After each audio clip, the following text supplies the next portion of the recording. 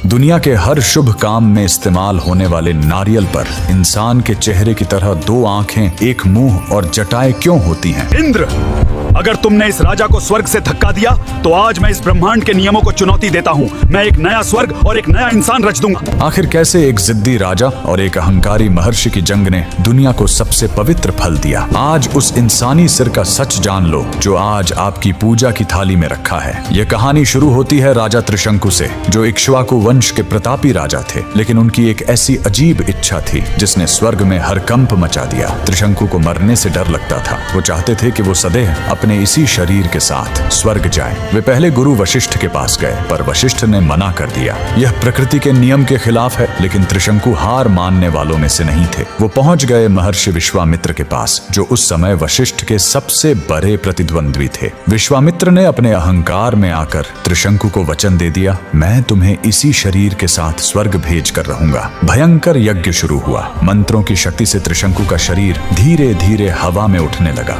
और वो स्वर्ग के द्वार तक पहुंच गया। लेकिन असली खेल तो अब शुरू होने वाला था। जैसे ही त्रिशंकु ने स्वर्ग में कदम रखा, देवराज इंद्र क्रोध से पागल हो गए। इंद्र ने त्रिशंकु को जोर से धक्का दिया और कहा, मूर्ख, मिट्टी का शरीर स्वर्ग में नहीं आ सकता।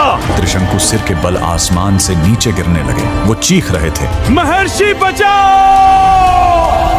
विश्वामित्र ने अपनी तपस्या की पूरी शक्ति झोंक दी और चिल्लाए, ठहर जाओ। त्रिशंकु बीच आसमान में ही अटक गए। न धरती के रहे न स्वर्ग के। विश्वामित्र का क्रोध 7वें आसमान पर था। उन्होंने देवताओं को नीचा दिखाने के लिए अपनी शक्ति से एक नया ब्रह्मांड बनाना शुरू कर दिया। उन्होंने त्रिशंकु के शरीर को सहारा देने के लिए एक खंभा खड़ा किया। देवता घबरा गए और विश्वामित्र से सुलह की। तय यह हुआ कि त्रिशंकु बीच में ही रहेंगे, लेकिन विश्वामित्र ने जो नया स्वर्ग बनाने की कोशिश की थी उसे प्रकृति में विलीन करना पड़ा। वो खंभा नारियल का पेड़ बन गया और त्रिशंकु का सिर नारियल का फल। इसीलिए नारियल पर 2 आंखें और एक मुंह होती है। त्रिशंकु का चेहरा और उसके ऊपर के रेशे उसके बाल हैं। जीवन का बड़ा सबक, त्रिशंकु की तरह हमारी अंधी महत्वाकांक्षा हमें कहीं का नहीं छोड़ती। हम अक्सर बीच में अटक जाते हैं, लेकिन ईश्वर की कृपा देखिए, एक इंसान की हार को उन्होंने श्रीफल बना दिया ताकि दुनिया याद रखे कि अहंकार चाहे कितना भी बड़ा हो, जीत हमेशा प्रकृति के नियमों की होती है। नारियल फोड़ने का असली मतलब है अपने अहंकार को फोड़ना। जब तक नारियल की सख्त परत ईगो नहीं टूटेगी, अंदर का मीठा जब आत्मा नहीं मिलेगा। अगर नारियल का यह रहस्य आपको आज पहली बार पता चला हो तो कमेंट में लिखें, जय श्री हरि और हर हर महादेव।